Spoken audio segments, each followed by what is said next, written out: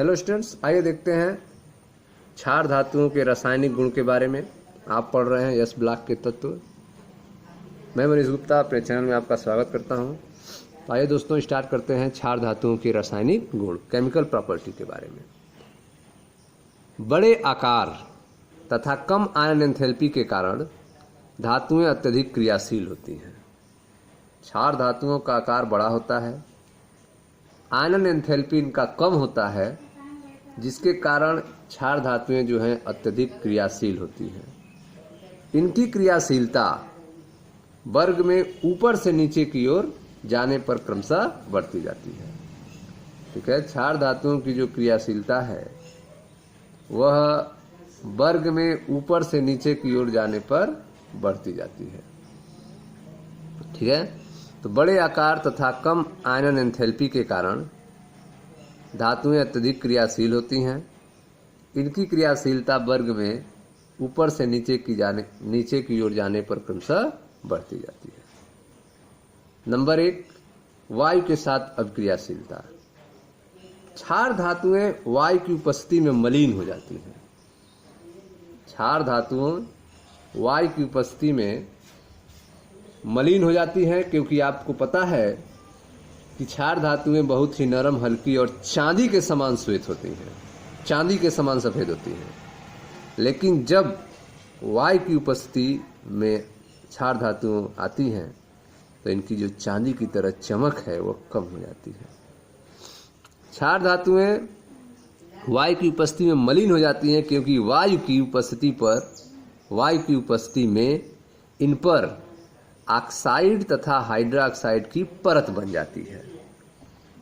ठीक है, क्षार धातुओं की सतह पर ऑक्साइड या हाइड्रोक्साइड की लेयर बन जाती है, परत बन जाती है, जिससे इनकी जो चमक है चांदी के समान वह मलिन हो जाती है, मध्यम पर जाती है। ठीक है, तो क्षार धातुएं वायु की उपस्थिति में मलिन हो जाती हैं, क्योंकि वायु की उपस्थिति में इन पर ऑक्साइड तथा हाइड्रोक्साइड की परत बन जाती है। ये ऑक्सीजन में तीव्रता से जलकर, क्षार धातुएं ऑक्सीजन में तीव्रता से जलकर ऑक्साइड बनाती हैं। लिथियम और सोडियम क्रमशः मोनोऑक्साइड तथा परऑक्साइड का निर्माण करता है, जबकि अन्य धातुओं द्वारा सुपर ऑक्साइड आयन का निर्माण होता है। तो आप देख रहे हैं कि क्षार धातुएं जो हैं ऑक्सीजन में तीव्रता से जलकर ऑक्साइड बनाती हैं। लिथियम और सोडियम जो है क्रमशः मोनोऑक्साइड तथा परऑक्साइड का निर्माण करता है। लिथियम जो है मोनोऑक्साइड बनाता है, सोडियम जो है परऑक्साइड का निर्माण करता है, जबकि अन्य धातुओं द्वारा सुपर ऑक्साइड आयन का निर्माण होता है। सुपर ऑक्साइड आयन O2 पे माइनस बड़े धन आयनों जैसे K+, Rb+ तथा CS+ की उपस्थिति में अस्थायी होता है। सुपर ऑक्साइड आयन जो है वह बड़े धन आयनों की उपस्थिति में अस्थायी होता है। सुपर ऑक्साइड आयन O2 पे माइनस बड़े धन आयनों जैसे K+, Rb+, CS+ की उपस्थिति में अस्थायी होता है। ठीक है, देखिए ध्यान से। लिथियम ऑक्सीजन से क्रिया करके लिथियम ऑक्साइड बनाएगा, सोडियम ऑक्सीजन से क्रिया करके सोडियम परऑक्साइड बनाएगा, और इसके अलावा जो मेटल्स हैं जैसे कि पोटेशियम, रुबिडियम, सीजियम, ये जब ऑक्सीजन से क्रिया करते हैं तो सुपर ऑक्साइड बनाते हैं। ठीक है, तो इस तरह से आपने देखा कि लिथियम और सोडियम ऑक्सीजन से क्रिया करके मोनोऑक्साइड और परऑक्साइड बनाते हैं, जबकि अन्य धातुएं जो हैं ऑक्सीजन से क्रिया करके सुपर ऑक्साइड बनाती हैं। इन सभी ऑक्साइडों में क्षार की ऑक्सीकरण अवस्था +1 होती है। जो भी ऑक्साइड आप देख रहे हैं उनमें क्षार की ऑक्सीकरण अवस्था जो है वह +1 होती है। लिथियम अपवाद स्वरूप वायु की उपस्थिति में नाइट्रोजन से क्रिया करके नाइट्राइड बना लेता है। लिथियम जो है वह अपवाद स्वरूप वायु की उपस्थिति में नाइट्रोजन से क्रिया करके नाइट्राइड बना लेता है, Li3n बना लेता है। इस प्रकार लिथियम का एक भिन्न स्वभाव दर्शाता है। लिथियम जो है अपने वर्ग के अन्य तत्वों से भिन्न स्वभाव दर्शाता है, क्योंकि यह जो है नाइट्रोजन के साथ अभिक्रिया करता है वायु की उपस्थिति में और नाइट्राइड बनाता है, Li3n बनाता है। क्षार धातुओं को वायु एवं जल के प्रति उनकी अति सक्रियता के कारण, क्षार धातुओं को वायु एवं जल के प्रति उनकी अति सक्रियता के कारण साधारणतया कैरोसिन में रखा जाता है, मिट्टी के तेल में रखा जाता है।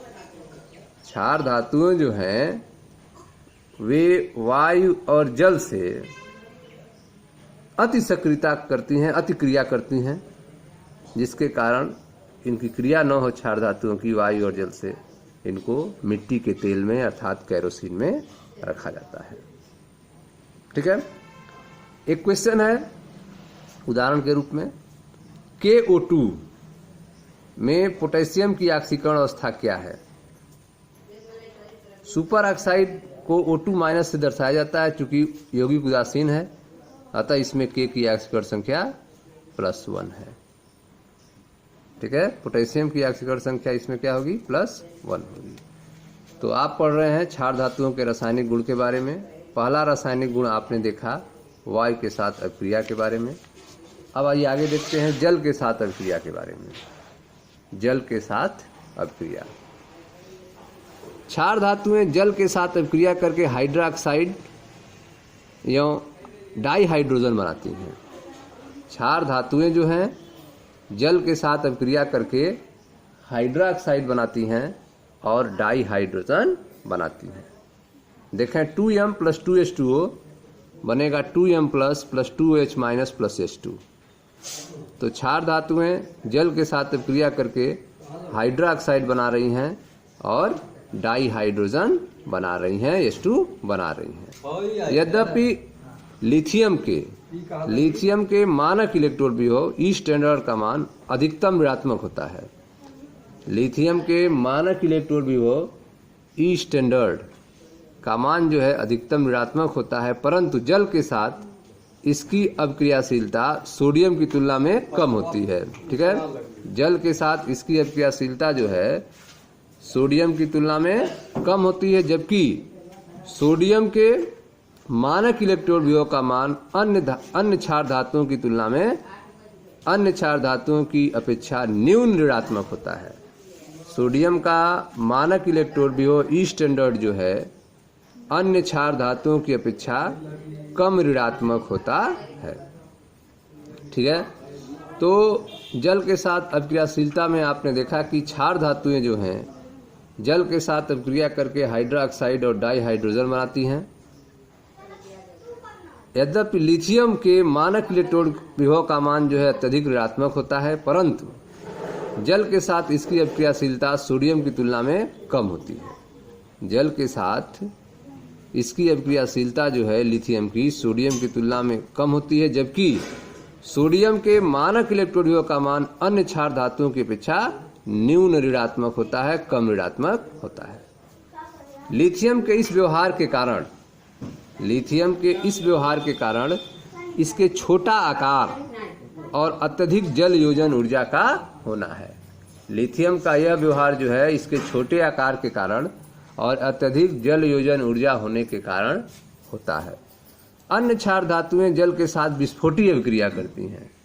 अन्य क्षार धातुएं जो हैं वे जल के साथ विस्फोटी अभिक्रिया करती हैं। ये क्षार धातुएं प्रोटॉन दाता से भी अभिक्रिया करती हैं। ये क्षार धातुएं जो हैं ये प्रोटॉन दाता से भी अभिक्रिया करती हैं, जैसे कि एल्कोहल, गैसीय अमोनिया, एल्काइन, इनसे भी ये क्षार धातुएं अभिक्रिया करती हैं। ठीक है स्टूडेंट्स, तो यह था आपका जल के साथ अभिक्रिया। अब अगला देखते हैं डाईहाइड्रोजन से अभिक्रियाशीलता। डाईहाइड्रोजन से अभिक्रियाशीलता कैसी होती है इसके बारे में हम लोग ध्यान से समझेंगे। तो ध्यान से देखें, डाईहाइड्रोजन के साथ अभिक्रियाशीलता लगभग 673 केल्विन, लिथियम के लिए 1073 केल्विन है, पर क्षार धातुएं डाईहाइड्रोजन से अभिक्रिया करके हाइड्राइड बनाती हैं। लगभग 673 केल्विन पर क्षार धातुएं H2 से डाईहाइड्रोजन से अभिक्रिया करके हाइड्राइड बनाती हैं। सभी क्षार धातुओं के हाइड्राइड जो हैं ठोस और आयनिक होते हैं। सभी क्षार धातुओं के हाइड्राइड ठोस होते हैं और आयनिक होते हैं। इन हाइड्राइडों के गलनांक उच्च होते हैं। ये जो हाइड्राइड बनते हैं इनके गलनांक उच्च होते हैं, जैसे 2m + H2 2mH। ठीक है, तो लगभग 673 केल्विन लिथियम के लिए 1073 केल्विन है, पर क्षार धातुएं H2 से अभिक्रिया करके हाइड्राइड बनाती हैं। सभी क्षार धातुओं के हाइड्राइड ठोस और आयनिक होते हैं और इन हाइड्राइडों के गलनांक उच्च होते हैं। अब अगला देखते हैं। अगला है आपका हैलोजन से अभिक्रियाशीलता। हैलोजन से क्षार धातु की अभिक्रियाशीलता कैसी होती है? क्षार धातुएं हैलोजन से शीघ्र प्रबल अभिक्रिया करते हैं। क्षार धातुएं जो हैं वे हैलोजन से तुरंत और तेज अभिक्रिया करके आयनिक हैलाइड M+X- बनाते हैं।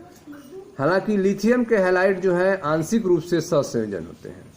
लिथियम के हैलाइड जो होते हैं वे आंशिक रूप से सहसंयोजक होते हैं। इसका कारण यह है कि लिथियम की उच्च ध्रुवण क्षमता होती है, जिसके कारण लिथियम के हैलाइड आंशिक रूप से सहसंयोजक होते हैं। धनायन के कारण ऋणायन के इलेक्ट्रॉन अब्र का विकृत होना ध्रुवता कहलाता है। ये आपको फजांस रूल में हमने बताया है कि धनायन के कारण ऋणायन के इलेक्ट्रॉन अब्र का, इलेक्ट्रॉन क्लाउड का विकृत होना ध्रुवता कहलाता है। लिथियम आयन का आकार छोटा होता है।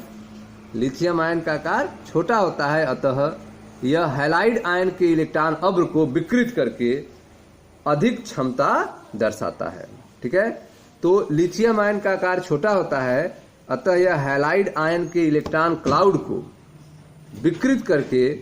विकृत करने की क्षमता इसमें अत्यधिक होती है। चूंकि बड़े आकार के ऋणायन आसानी से विकृत हो जाते हैं, इसलिए लिथियम आयोडाइड सहसंयोजक प्रकृति जो है अधिक दर्शाता है। ठीक है, तो इस तरह से आपने देखा हैलोजन से अभिक्रियाशीलता के बारे में, जिसमें आपको बताया गया कि क्षार धातुएं जो हैं हैलोजन से शीघ्र प्रबल अभिक्रिया करके आयनिक हैलाइड बनाती हैं। हालांकि लिथियम के हैलाइड जो होते हैं वे आंशिक रूप से सहसंयोजी होते हैं। इसका कारण यह है कि लिथियम की उच्च ध्रुवण क्षमता होती है। लिथियम आयन का आकार छोटा होता है, अतः यह हैलाइड आयन के इलेक्ट्रॉन अब्र को विकृत करने की अधिक क्षमता दर्शाते हैं। क्योंकि बड़े आकार का ऋणायन आसानी से विकृत हो जाता है, इसलिए लिथियम आयोडाइड सहसंयोजक प्रकृति सबसे अधिक दर्शाता है। अगला प्रॉपर्टी जो है अपचायक प्रॉपर्टी है। अपचायक गुण के बारे में तो ध्यान से देखें, अपचायक गुण क्या होता है, अपचायक प्रकृति क्या है।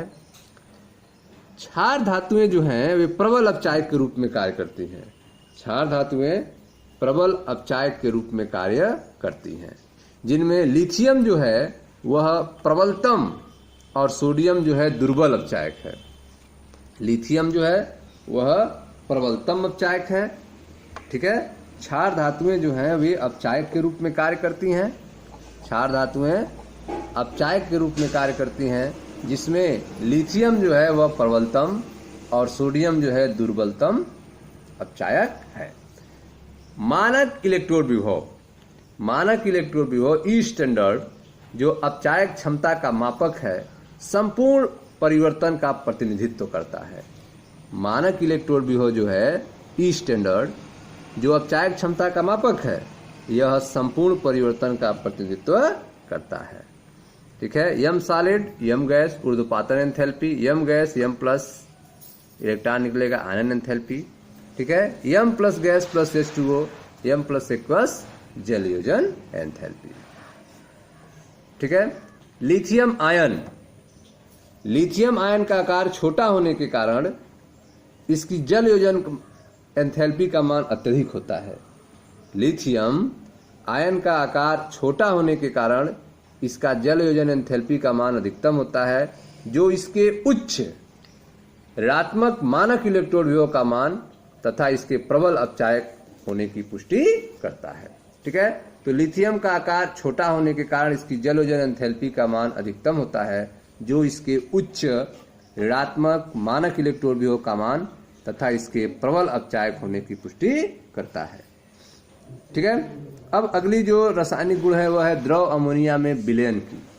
द्रव अमोनिया में विलयन की ध्यान से देखें, क्षार धातुएं जो है द्रव अमोनिया में घुलनशील होती हैं। क्षार धातुएं द्रव अमोनिया में घुलनशील होती हैं। अमोनिया में इसके विलयन का रंग गहरा नीला होता है और विलयन प्रकृति में विद्युत सुचालक होता है। ठीक है, क्षार धातुएं जो हैं द्रव अमोनिया में घुलनशील होती हैं। अमोनिया में इनके विलयन का रंग गहरा नीला होता है और विलयन प्रकृति में जो है विद्युत का सुचालक होता है। ठीक है, विलयन का नीला रंग जो है अमोनीकृत इलेक्ट्रॉन के कारण होता है। विलयन का नीला रंग अमोनीकृत इलेक्ट्रॉन के कारण होता है, जो दृश्य प्रकाश क्षेत्र के संगत ऊर्जा का अवशोषण करके विलयन को नीला रंग प्रदान करते हैं। ठीक है, तो विलयन का नीला रंग जो है अमोनीकृत इलेक्ट्रॉन के कारण होता है, जो दृश्य प्रकाश क्षेत्र के संगत ऊर्जा का अवशोषण करके विलयन को नीला रंग प्रदान करते हैं। अमोनीकृत विलयन जो है अनुचुंबकीय होता है। अमोनीकृत विलयन अनुचुंबकीय होता है, जो कुछ समय पड़े रहने पर हाइड्रोजन को मुक्त करता है, फलस्वरूप विलयन में एमाइड बन जाता है। ठीक है, जो अमोनीकृत विलयन है वह अनुचुंबकीय पैरामैग्नेटिक होता है, जो कुछ समय पड़े रहने पर हाइड्रोजन को मुक्त करता है, जिसके कारण विलयन में एमाइड बनता है। ठीक है, यहाँ पर एम जो है अमोनीकृत विलयन को दर्शाता है समीकरण में। M + Am electron ammonia liquid MnH2Am + ½ H2 gas. सांद्र विलयन में नीला रंग जो है ब्रांज रंग के बदल जाता है। सांद्र विलयन में नीला रंग ब्रांज रंग में बदल जाता है और विलयन प्रतिचुंबकीय हो जाता है।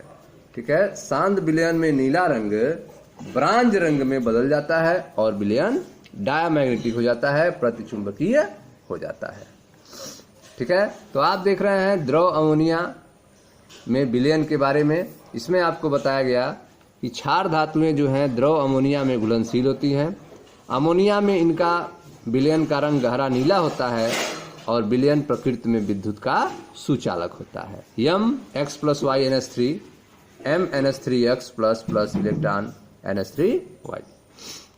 विलयन का नीला रंग जो है वह अमोनीकृत इलेक्ट्रॉन के कारण होता है। अमोनीकृत इलेक्ट्रॉन के कारण होता है, जो दृश्य प्रकाश क्षेत्र की संगत ऊर्जा का अवशोषण करके विलयन को नीला रंग प्रदान करते हैं।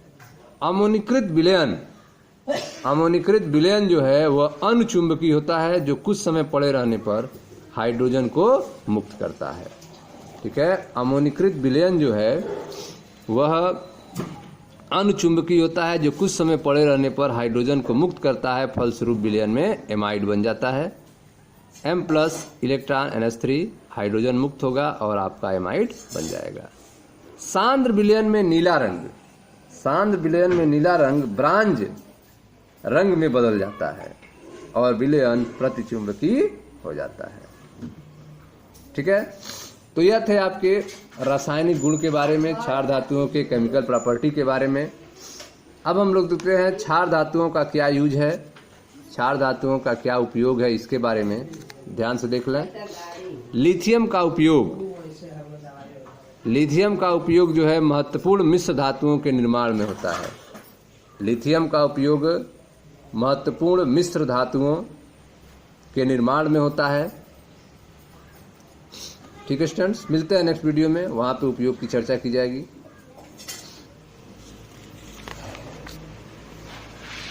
आप पढ़ रहे थे रासायनिक गुण के बारे में। Thank you.